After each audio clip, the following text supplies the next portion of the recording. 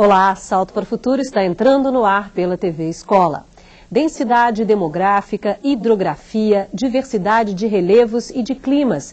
Esses são alguns dos assuntos presentes nos mapas temáticos, utilizados e discutidos em sala de aula. Mas como o professor deve auxiliar os alunos na leitura desses mapas? É o que vamos abordar no programa de hoje, que também vai discutir diferentes concepções de representação do espaço, como, por exemplo, a dos índios Guarani-Mibiá. Convidamos para o debate a professora da Fundação Comunitária de Ensino Superior de Itabira, em Minas Gerais, Janine Gisele Lessan. A professora do Departamento de Geografia da Universidade de São Paulo, Regina Araújo de Almeida, e o professor também do Departamento de Geografia da Universidade de São Paulo, Marcelo Martinelli. Veja agora como você também pode participar do programa. Na região de Paraty, no litoral sul do estado do Rio de Janeiro, 36 famílias indígenas vivem numa aldeia. Essas famílias são do grupo Mibiá, um dos mais tradicionais entre os Guarani. Um povo preocupado em manter a língua e a cultura maternas e que utiliza diferentes formas para representar o espaço em que vive, suas tradições e suas crenças. Veja a reportagem. Aqui se fala Guarani.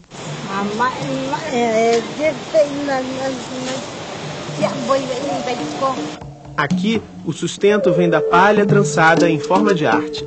Os chocalhos e balaios produzidos na aldeia trazem a marca da cultura guarani e seus desenhos geométricos representam, de certo modo, o espaço em que vive a comunidade indígena. Há uma representação espacial não figurativa, tradicional, de natureza geométrica, né, que se coloca principalmente dentro do que a gente pode chamar, grosso modo, de artesanato. E através desses trabalhos, as mulheres também lhe ensinam as crianças também a fazer a cesta, o balaio. Na verdade, os elementos que definem a espacialidade estão na própria produção da existência. Quem define o espaço são os animais, que eles caçam. Quem define o seu espaço são as árvores que os sustentam. Um tipo de espiga de milho, por exemplo, é uma das referências do espaço e da cultura guarani. Ela não dá alta, ela chama de milho criança, eles chamam de milho criança, porque ela dá baixinha. Tem o milho tradicional, aquele milho é dos Guarani mesmo, do Imbuiá, que nem da gente. E você pode andar em vários lugares, você não encontra esse milho não. O professor Armando faz parte da equipe de um projeto sobre a memória e a temporalidade. O projeto, desenvolvido por um grupo que reúne universidades e outras instituições, tem como um de seus objetivos a valorização da memória e da cultura guarani.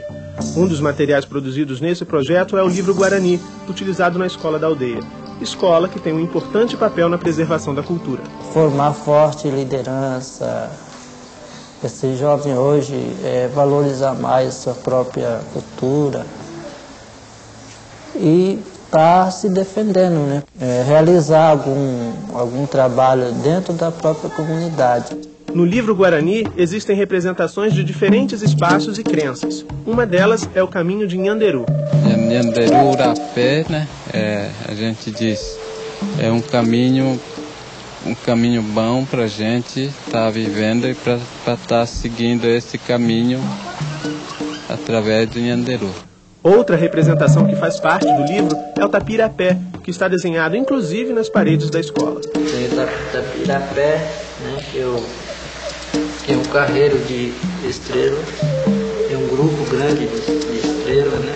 Mas esse tapirapé, ele não existe na Terra, ela existe no céu. Então significa que ela é um tipo de imagem no céu mostrando alguma coisa para a gente. Tapirapé, que é o caminho nos astros, em que as aves definem um espaço. E no céu guarani, a Terra pode não girar em volta do Sol. A gente acaba até querendo acreditar que sim, mas só que a maneira de pensar do Guarani é diferente. Então a gente fica meio na dúvida. Mas eu acho que o Pajé acho que representou bem o papel dele nessa parte, porque ninguém é Deus, né? Para dizer como é que é o mundo.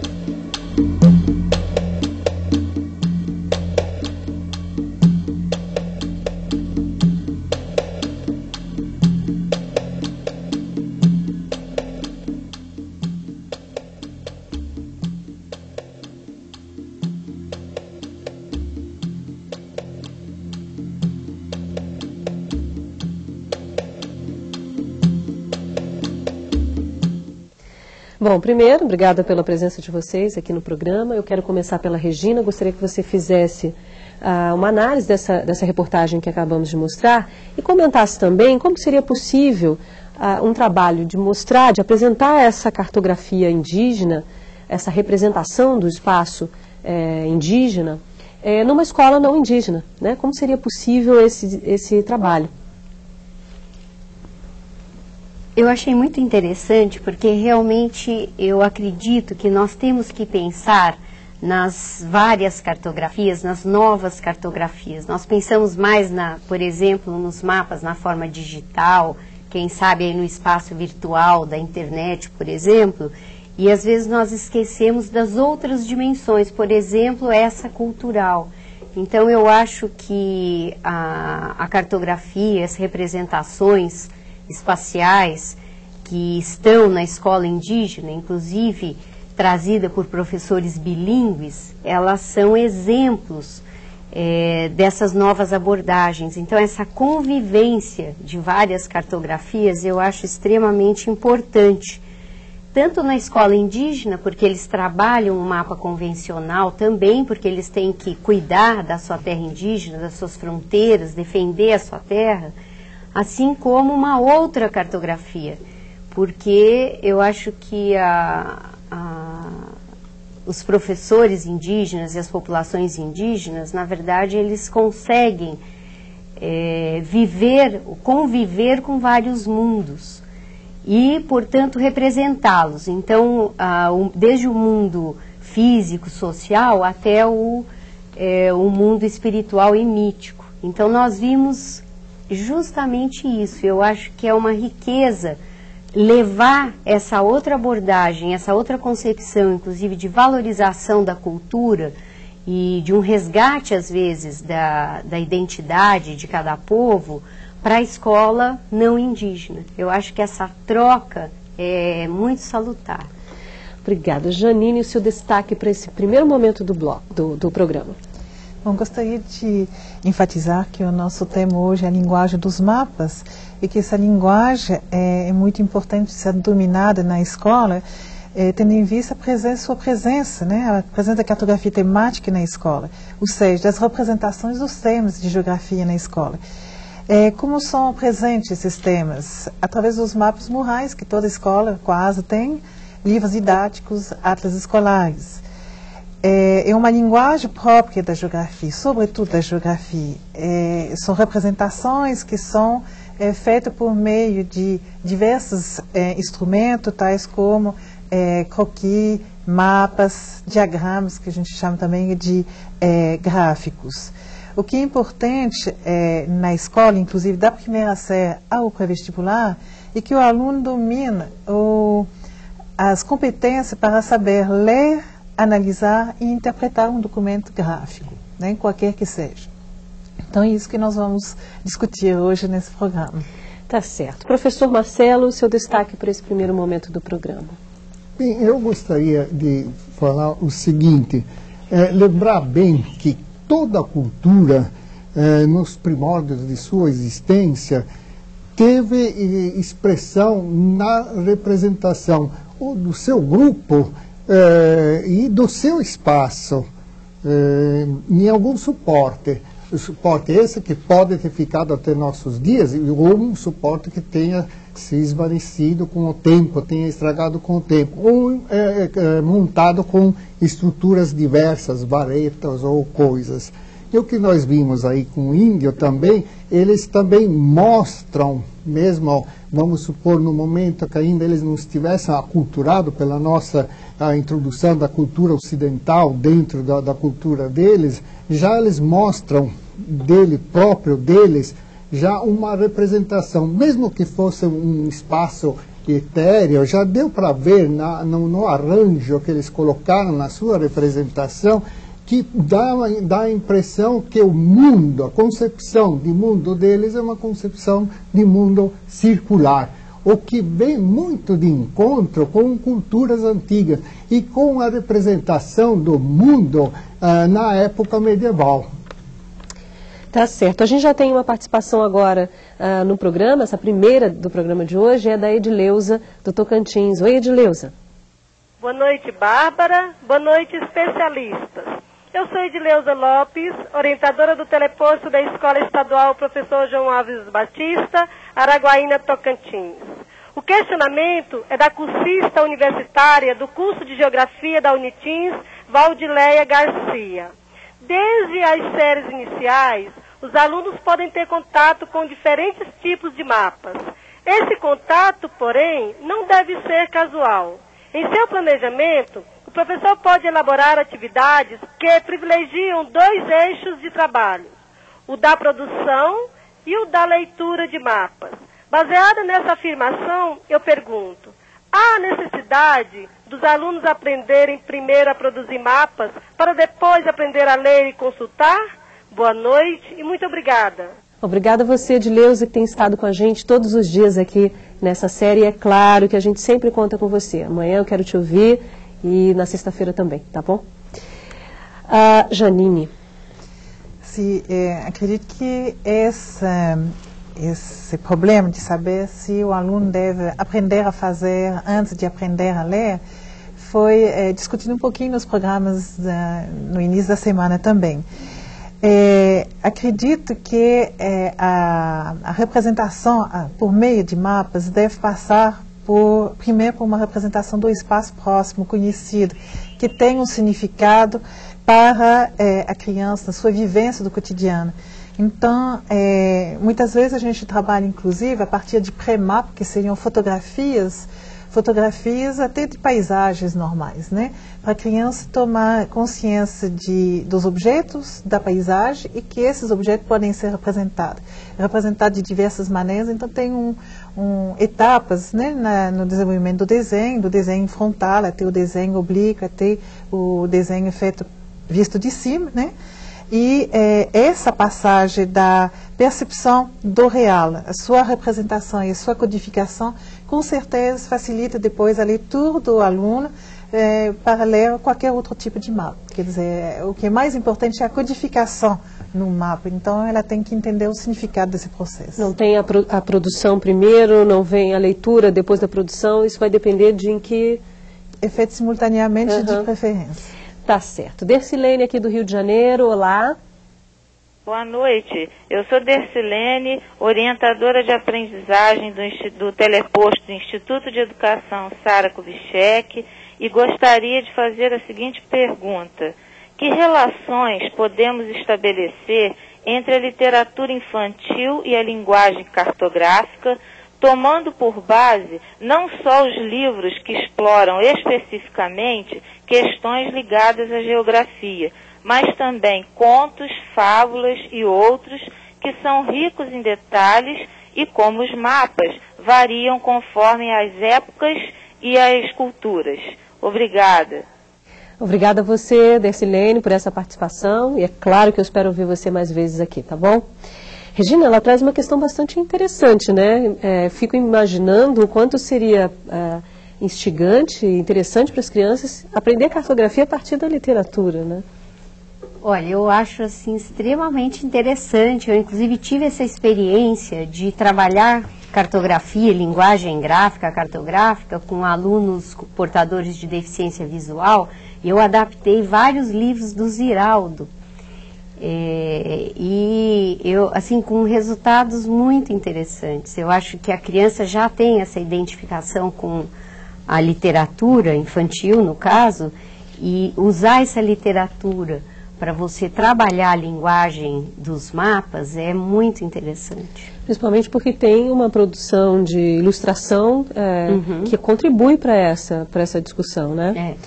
A gente tem uma pergunta aqui da Tânia Colodetti. Obrigada, Tânia, pela sua participação. E ela faz a seguinte pergunta: como trabalhar com a linguagem dos mapas para além da sala de aula?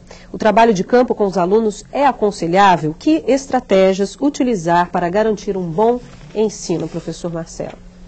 Pois é, eu vou citar um exemplo bastante simples para ensinar as regras básicas da linguagem dos mapas.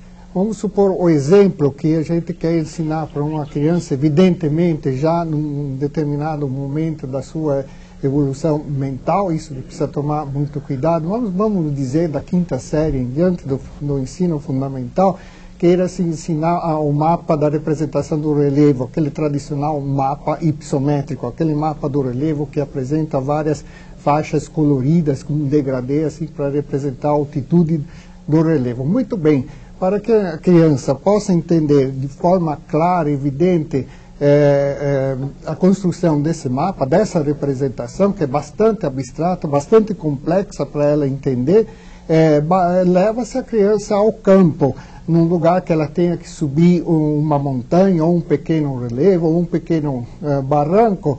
Então ela vai vendo pela experiência própria, quer dizer, conforme ela vai subindo a montanha, a altitude vai aumentando.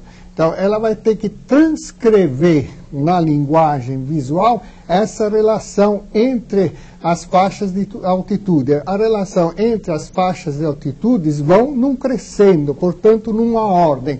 A transcrição gráfica deve ser feita por uma ordem visual, do claro para o escuro. Nunca mais ela vai esquecer.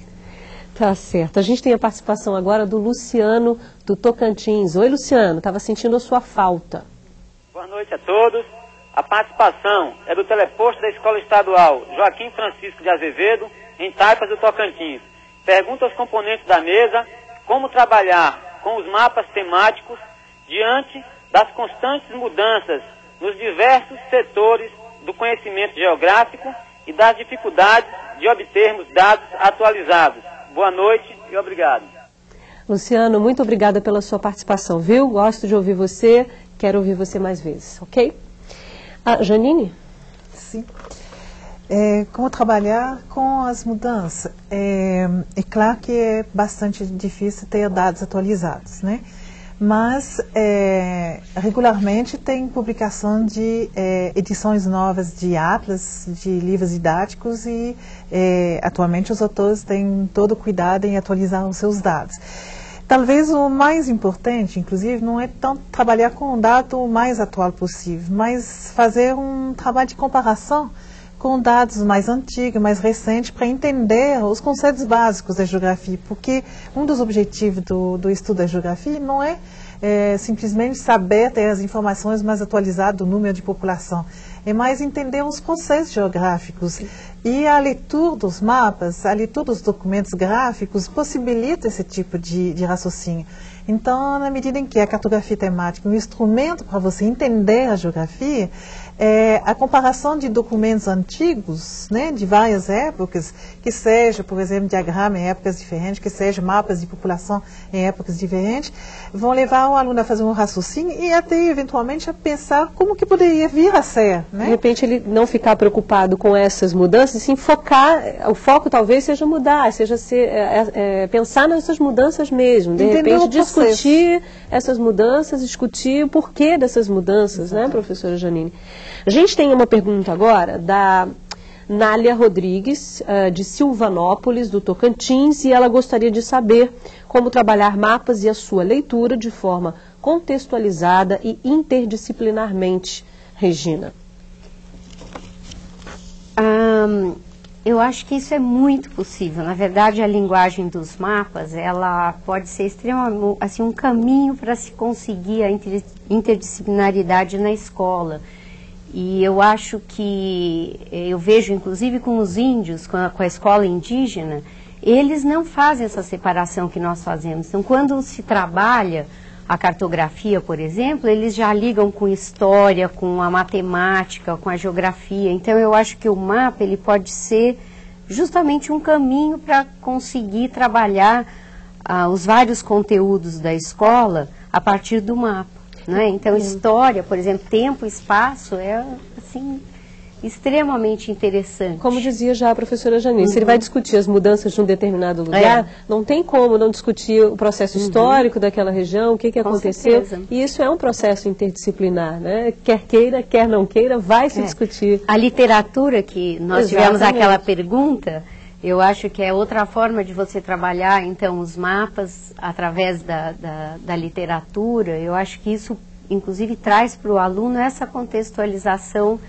que é interessante na escola, na sala de aula. Tá certo. A Vanessa aqui do Rio de Janeiro já está aguardando. Oi, Vanessa. Boa noite. Sou a cursista Vanessa, do Instituto de Educação. Falo do teleposto CEPAC de São João de Meriti.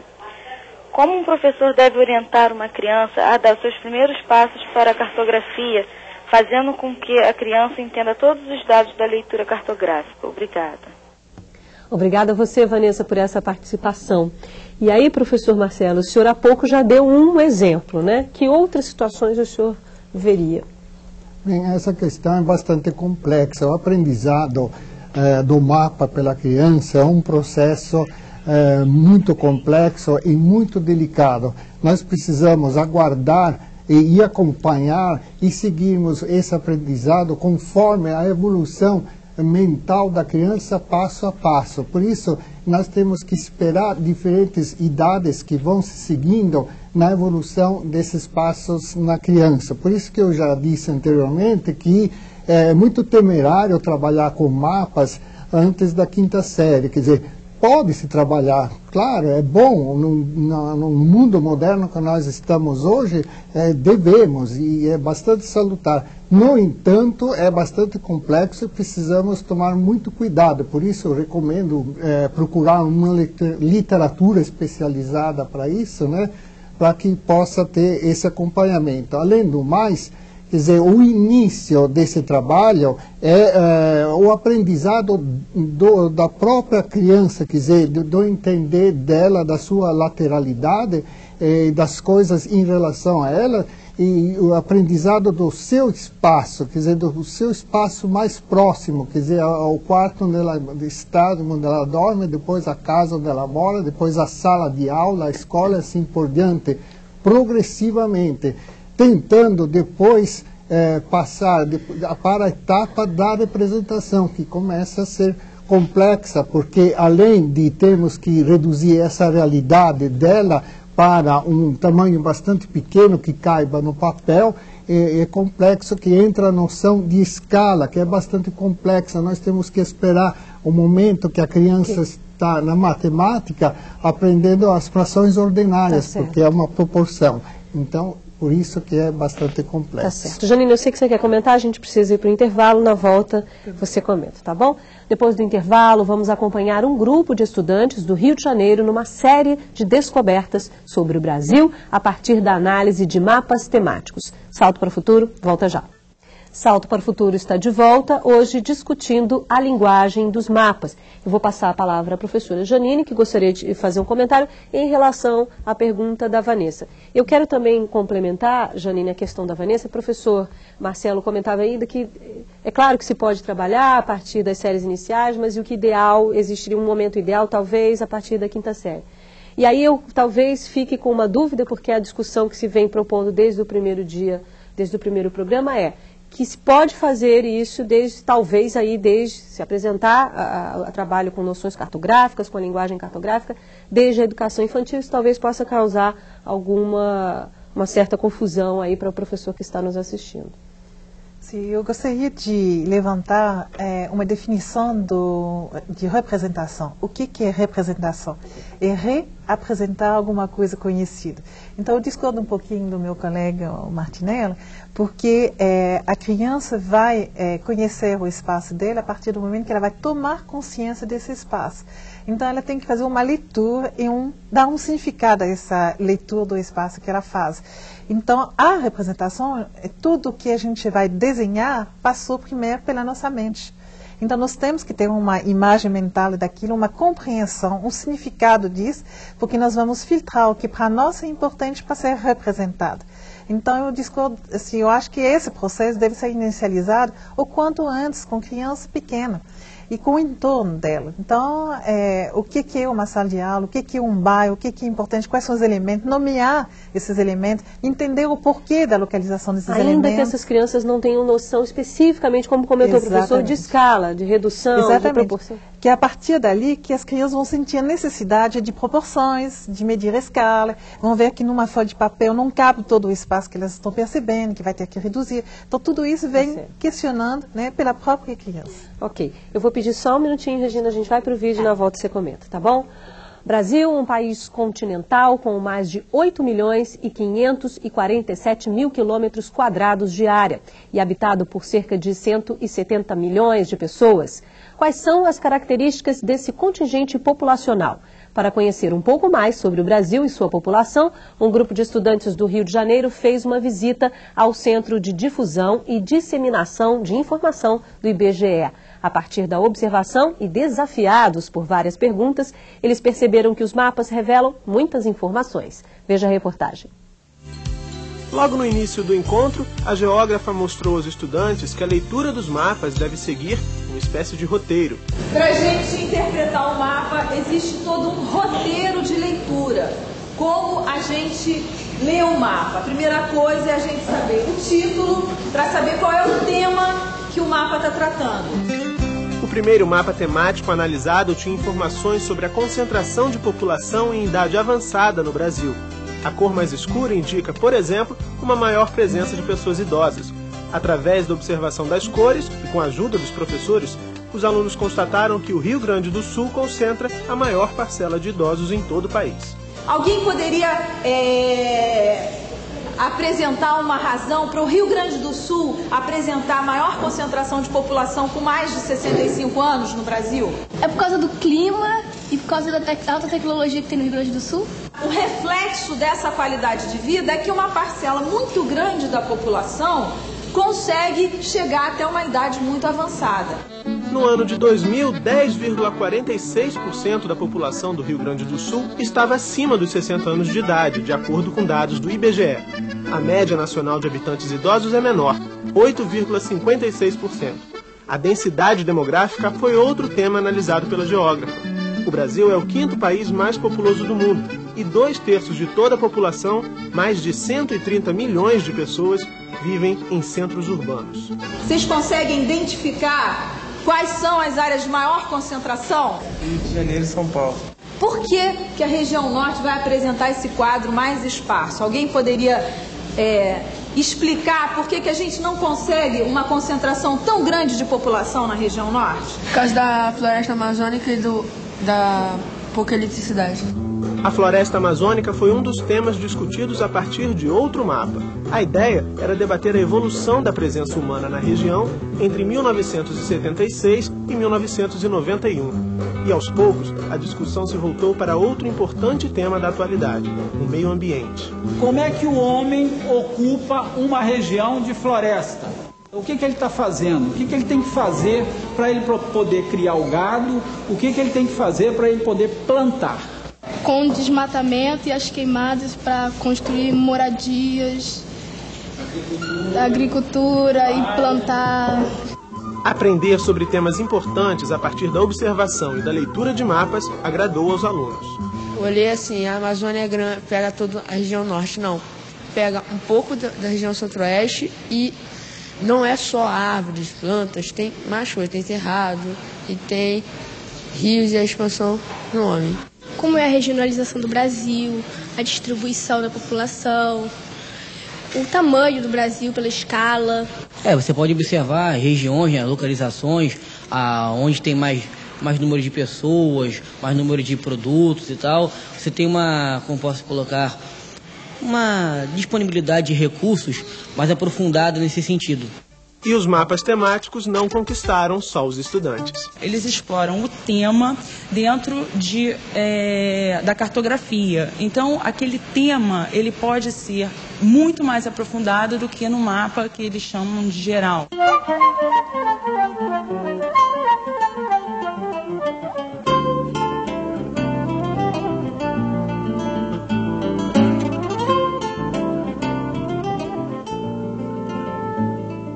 Bom, Regina, de uma certa forma esse vídeo mostra um pouquinho, responde um pouquinho ao questionamento da Nália no bloco anterior, né? Como é que pode ser trabalhado o mapa, ou os mapas podem ser trabalhados de uma forma interdisciplinar, e o vídeo aponta bem essa questão, né? Muito Gostaria bem. que você comentasse um pouquinho. Eu gostaria até de aproveitar a oportunidade, concordar com a Janine, que eu acredito que a preparação para essa linguagem gráfica tem que começar muito cedo. Eu acho que para o aluno chegar nesse ponto, na quinta, sexta, sétima série, ele tem que começar com a linguagem gráfica, com uma preparação para os mapas muito cedo. Nas séries iniciais ou até antes, né? Eu acho que aí sim ele vai chegar nessa fase e conseguir tirar dos mapas as informações e também conseguir construir esses mapas temáticos, né? Eu acho essencial haver essa preparação à linguagem gráfica. O conceito de escala, mesmo sem saber fração, você pode trabalhar a proporção que a criança já conhece. Ela trabalha, ela brinca com a boneca dela, que é uma representação em escala do ser humano. Então, eu acho fundamental, inclusive, fazer essa contextualização dessa base, né, desses conceitos básicos, que vão depois ser necessários para esse mapa convencional. Como a gente viu ali no vídeo. Como nós vimos no vídeo. Ok, a Thalita aqui do Rio de Janeiro vai fazer a pergunta. Olá, Thalita. Sou cursista Thalita, do Instituto de Educação. A minha pergunta é, por que os mapas pictóricos são mais adequados às crianças? O que as leva a entenderem melhor desta maneira? Obrigada, Thalita, por essa participação no programa de hoje. Professor Marcelo? Pois não. Pelo seguinte, porque a primeira etapa do aprendizado e da construção do mapa que a criança pode fazer, aí sim, desde pequena, é a etapa, o momento do simbolismo, quando ela passa por ela mesma tentando simbolizar as coisas. Quando ela fala que o miau miau é o gato, o uau uau é o cachorro, isso nada mais é que colocando um signo ou um símbolo, como popularmente dito, para um referencial. E por isso, então, que essa linguagem do mapa pictórico é sempre mais próximo. E geralmente também os mapas pictóricos são feitos em perspectiva, assim como se fosse um voo de avião, mais ou menos rasante e tendo uma visão oblíqua, que é bem mais próxima da visão do grande público, das pessoas que têm, do que aquela convencional do mapa, que é uma visão zenital, isto é, de cima para baixo, vista de avião, que não muita gente tem a possibilidade de vê-la tão cedo. Ok. Janine, eu sei que você quer comentar, me dá só um minutinho, porque a Ivanir de Goiás aguarda. Olá, Ivanir. Boa noite, Bárbara e senhores consultores. Nós aqui do Teleposto de Goiânia gostaríamos de saber um pouco mais sobre o processo de avaliação do trabalho produzido pelos alunos. Não só a respeito da nomenclatura, noção espacial, análise de mapas, como já foi dito, mas sobre a avaliação da aprendizagem quanto à formulação de novos conceitos. Enfim, como os professores, consultores podem sugerir atividades de avaliação na construção de novos conhecimentos científicos sem constranger ou corrigir de forma tradicional. Um abraço, muito obrigada. Ivanir, muito obrigada pela sua participação. Um abraço para você também, viu? Espero ouvir você mais vezes aqui. Janine, e aí fique à vontade para fazer também o seu comentário em relação à questão anterior. Tá, certo. Voltando ao problema dos mapas pictóricos, eles são realmente mais adequados porque eles são mais próximos da realidade. Os símbolos utilizados são mais próximos do objeto real. Todavia, tem que trabalhar obrigatoriamente com a criança o significado do símbolo, porque nós percebemos, inclusive uma estudante de mestrado fez uma pesquisa aprofundada nesse sentido, que nem sempre o símbolo que foi utilizado pela pessoa que elaborou o mapa é reconhecido como tal pelo aluno. Nós tivemos o caso, por exemplo, de um ramo de café, que alunos de uma zona urbana reconheceram como fruta e não como café. Então é essencial o professor fazer esse trabalho de leitura da legenda, de decodificação do significado, para não haver erro de interpretação. Com relação ao processo de avaliação dos trabalhos dos alunos, é um processo ao longo tempo, né? Acredito que na medida em que o aluno vai melhorando as suas representações, o professor pode ter essa avaliação contínua. Não é assim, eu acho muito difícil dar uma nota para um mapa que foi mais ou menos elaborado. Por quê? Porque o mapa é o produto do estágio da representação da criança, da sua percepção e também da sua capacidade motor para fazer uma representação pictórica, né? Então, a avaliação nesse caso seria do que ele já, quais são as relações que esse aluno já faz? Já faz e de onde ele partiu e onde ele chegou, né? Porque é um processo pessoal. Tivemos numa pesquisa um aluno na primeira série que já fazia uma representação da sala de aula vista de cima. O outro não conseguia nem colocar algum elemento da sala em posição topológica, né? Ou seja, um ao lado do outro, um em frente da outra, né? Então, os alunos têm bagagem diferente e têm momento de aquisição também diferente. Então, o professor tem que verificar onde partiu o aluno e os progressos dele, tendo cuidado de verificar a aquisição das noções de cartografia, claro. Tá certo. A Cláudia, do teleposto de Maria Lobo Viana, em Conceição de Macabu, quer saber se, como numa turma de 45 alunos, o professor deve trabalhar cartografia para que ocorra uma real aprendizagem. Sentimos a importância do domínio deste estudo e, consequentemente, deste aprendizado, Regina. É um desafio mesmo trabalhar, às vezes, com 45 alunos, com cartografia, com a linguagem gráfica, que exige um acompanhamento. Mas eu acho que o professor é sempre criativo e ele busca exemplos e eu acho que ele acaba conseguindo. Eu acho que essa relação, essa resposta, que até volta na anterior, faltou saber que idade ela se referia quanto à avaliação. Não sei se seria já com seria séries iniciais ou não, mas eu acho que isso poderiam ser formas, inclusive, de combinar avaliação como trabalhar a cartografia. Por exemplo, trabalhos em grupo, pesquisa. Eu gosto muito de trabalhar com a mídia, então a procura de representações gráficas na mídia, impressa ou até digital, e retrabalhar aquelas imagens de uma outra forma. Então, eu acho que o professor trabalhar em grupo, mapeando, por exemplo, a sala de aula, o quarteirão, enfim, dependendo da idade do aluno, é claro. Eu acho que são formas, atividades, inclusive extra-classe, podem ser também... Fiquei imaginando que no caso da Cláudia, ouvindo você, não poderia discutir a quantidade de alunos por escola naquela determinada região, já que se ela traz um problema de excesso, né, quantidade de muitos alunos numa única sala, se esse não poderia ser um tema para ser discutido com os próprios alunos, né? Claro. Getúlio, do Tocantins. Oi, Getúlio. Boa noite, Bárbara. Boa noite, especialistas. Aqui é Getúlio Abreu Lima, orientador de aprendizagem do teleposto da Escola Paroquial Luiz Augusto, Araguaína, Tocantins.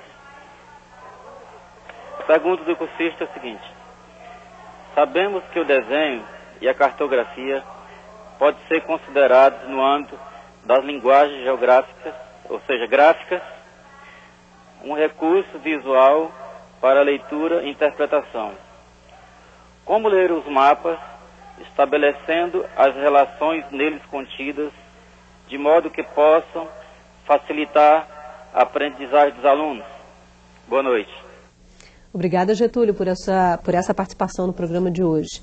Professor Marcelo. Pois não, Getúlio, a sua proposta, a sua questão é muito inteligente. Muito bem. Nós temos que entender que quando nós estamos trabalhando com um mapa, nada mais, nada menos, nós estamos fazendo comunicação, nós estamos no domínio da comunicação. Só que acontece que no domínio da comunicação nós estamos num domínio muito específico, que é da comunicação visual. E num domínio mais específico ainda, que é da representação gráfica, que obedece uma linguagem do mapa. Portanto, se é uma linguagem do mapa, tem que ter a sua gramática. Então, o segredo todo está nisso, em entender as regras básicas da gramática. Portanto, nós temos que ter, primeiro, uma ideia, uma concepção de como nós entendemos a realidade. A realidade pode ser feita por relações de diversidade entre objetos. A realidade pode ser feita com uma ordenação entre os objetos geográficos, ou a realidade pode ser feita com uma relação de proporção. Portanto, você, na hora de fazer o mapa, tem que transcrever essas relações entre objetos de diferença, ordem e proporção por diferença, ordem e proporções visuais. Muito bem, isso quanto às regras básicas da gramática. O mapa pronto, depois você vai ler e extrair dele, através de uma leitura, uma análise e interpretação, primeiro verificando o título que deve conter o assunto, o lugar e a data, e depois passar para a legenda. E tomando cuidado, não ficar apenas na legenda, naquela tarefa simplista de ver qual é a relação entre significante e significado. Muito bem, isso é essencial. Precisa, primeiro, decodificar o código, mas não ficar só nisso. Geralmente o professor para aí. Não, ver qual é a relação que existe entre os significados. Por exemplo, quando você vê um mapa do Brasil de tamanhos de bolinhas de vários tamanhos para mostrar a quantidade da população, você vai examinar, não que tal estado tem tanta população, o outro estado tem tanta população. Sim, tudo bem, é o básico, mas não basta. Okay. Mas verificar a relação de proporção que existe. Por exemplo, a população do estado de São Paulo, quantas vezes maior é da população do Tocantins. Ok, Simone, do Tocantins, já está aguardando a gente. Oi, Simone. O questionamento dos nossos telecursistas é o seguinte: é possível traçar mapas a partir de textos literários, como é o caso do percurso realizado pelo personagem Phileas Fogg em A Volta ao Mundo em 80 Dias, de Júlio Verne? Qual a consideração que os especialistas fazem sobre essa possibilidade? Boa noite a todos. Simone, muito obrigada pela sua participação no programa de hoje. Espero ouvir você mais vezes aqui no Salto, tá bom? Janine? Sim, Simone. Eu acho que a gente retoma um pouquinho a motivação para o aluno ter interesse nos mapas. Se a partir da leitura de um texto literário, um texto de qualquer natureza, o aluno sente a necessidade de localizar, de entender, por exemplo, um trajeto, né, na superfície da Terra, efetuado por uma personagem de um livro, é muito bem-vinda o uso do Atlas, né? O uso do Atlas, o uso até de mapa rodoviário, né?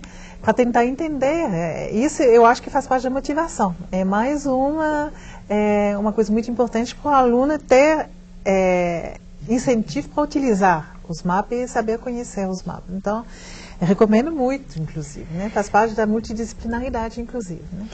Ok. Rosimere, aqui do Rio de Janeiro. Oi, Rosimere. Boa noite. Sou supervisora do Teleposto Polo de Maricá. Segundo o texto, os mapas para crianças são apresentados com símbolos que lembram os objetos reais representados. Sabendo que muitos professores das séries iniciais ainda trabalham a geografia do município sem o auxílio de mapas que se aproximem da linguagem do aluno, e para o melhor trabalho da geografia da cidade, gostaríamos de sugestões para um trabalho com o aluno na elaboração desses mapas. Obrigada. Obrigada a você, Rosimere, por mais essa participação nessa série. Regina. Eu queria só voltar na outra pergunta, claro, para lembrar que a cartografia ela não é só, os mapas não são só linguagem visual. Né? Eu acho que a linguagem tátil, você transformar o mapa, que é uma imagem visual, em tátil, é muito interessante. Então eu acho que fica aqui esse comentário. E sobre a pergunta anterior, a questão de você mapear o imaginário, que eu acho que não só usar a literatura para trazer os mapas convencionais, mas também trabalhar o imaginário. E com relação à pergunta da Rosimere, eu acho que é muito interessante trabalhar já foi falado aqui do mapa pictórico, né, e dos símbolos. Eu acho que na questão municipal, eu também tenho um aluno, Janine, que fez uma pesquisa com símbolos pictóricos no município. E ele trabalhou com o visitante com o morador do município. Ele discutiu, inclusive, que símbolos faziam sentido para o morador.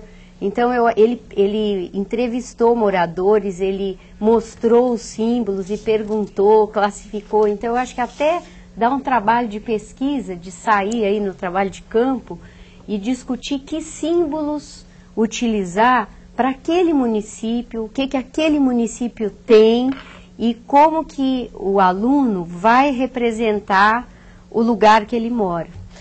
Ok, chegou o momento de fazer uma pausa rápida no debate. Na volta, os nossos convidados discutem os principais pontos do programa. Até já. Salto para o Futuro está de volta hoje discutindo a linguagem dos mapas. Nesta etapa do debate, os nossos convidados destacam os principais pontos do programa. Eu quero começar pelo professor Marcelo. Quais são os seus destaques, professor, sobre o que debatemos hoje aqui? Eu gostaria de chamar a atenção, insistindo mais uma vez, aquela preocupação que transpareceu bastante, aquela preocupação em construir, em formar, em fazer o símbolo, popularmente chamado símbolo. O nome correto é o signo, na linguagem é o signo.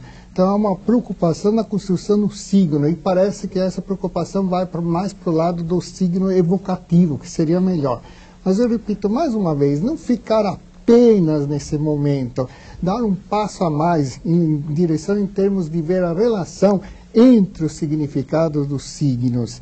Porque na construção do signo, o que é importante é o aluno experimentar a realidade. Primeiro, ele vê que realidade ele vai representar. Se a realidade é feita de coisas diferentes, por exemplo, ele vai na cidade para mostrar o uso do solo que tem numa cidade, então para ele, como é que ele concebe que esses usos são diferentes entre si, tem uma ordem, tem uma hierarquia, ou ele seria melhor representar a importância em termos de tamanho, em termos de movimento de dinheiro. Conforme essa concepção da realidade, é que ele vai construir a relação entre os signos, se é de diferença, se é de ordem, se é de proporção. Experimente. Obrigada, professor. Professora Regina. Eu gostaria de chamar a atenção que, na verdade, nós temos diferentes formas de representar uma mesma realidade, um mesmo conjunto de dados. E eu acho que essa questão do uso de signos, de convenções, eu até tinha trazido esse Atlas Geográfico Indígena, que eu acho interessante porque foram vistos mapas convencionais. E este aqui é um mapa, um atlas temático, inclusive organizado pela Comissão Pró-Índio do Acre, onde o rio, por exemplo, é representado de amarelo. Isso foi uma convenção que os próprios professores indígenas discutiram e resolveram, decidiram por usar nos seus mapas. Eu acho que é importante que o aluno também não só construa os mapas, mas que ele use a leitura e a observação para aprofundar os temas da geografia e os temas em geral a partir dos mapas. Eu acho que nós, como educadores, visamos a formação de cidadãos, e eu acho que esse acesso à informação, e não só a linguagem falada e escrita, que é a que nós mais trabalhamos, mas principalmente essa linguagem gráfica, o mundo das imagens é essencial. Então, eu acho que isso é uma forma também de garantir essa, inclusive trabalhando a inclusão e as diferenças, né? Então, nós vimos aqui a escola indígena, eu comentei, por exemplo, dos alunos portadores de deficiência visual. Então, eu acho que isso é uma forma de atingir aquilo que nós queremos como educadores e que o professor também busca na escola. Ok, obrigada, Regina. Janine.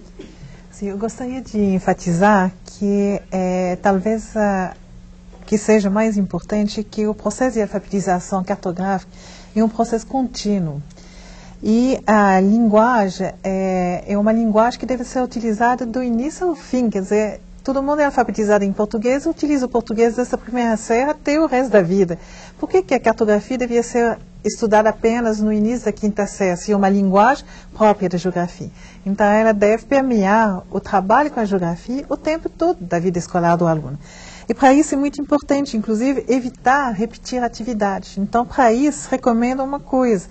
Na sua escola, com seus colegas, inclusive da primeira série até o segundo grau, procure se reunir, verificar como são trabalhados os conceitos básicos da cartografia e verificar se as atividades em cada série são realmente adaptadas ao nível de conhecimento do aluno, se eles têm um crescimento do simples ao complexo. Porque muitas vezes a gente verifica, conversando com professores, que a mesma atividade é repetida. Por exemplo, de primeira a quarta é comum a gente ter uma maquete da sala de aula repetida 4 vezes. Então, o aluno não suporta mais isso com razão, né? Então, recomendo muito dialogar com os colegas, não ter medo de conversar um professor de primeira série com um professor de segundo grau, porque não, cada um tem a sua vivência, cada um tem a sua bagagem, a sua percepção dos alunos, porque o professor de segundo grau, ele sabe muito bem criticar o que está faltando no seu aluno, mas raramente ele vai lá conversar com seus colegas de primeiro, né, do ensino fundamental, para tentar ajudá-lo nesse sentido. Então, eu acho que, basicamente, esse é o recado que eu gostaria de dar. Quer dizer, a cartografia é uma linguagem, ela deve ser presente sempre. Sempre devagar do simples ao complexo. Salto para o Futuro de hoje fica por aqui. Eu quero agradecer as participações da Janine Gisele Lessan, professora da Fundação Comunitária de Ensino Superior de Itabira, em Minas Gerais. Da Regina Araújo de Almeida, professora do Departamento de Geografia da Universidade de São Paulo, e do professor Marcelo Martinelli, também do Departamento de Geografia da Universidade de São Paulo. No próximo programa, vamos discutir o trabalho com os atlas escolares. Você não pode perder. Até lá!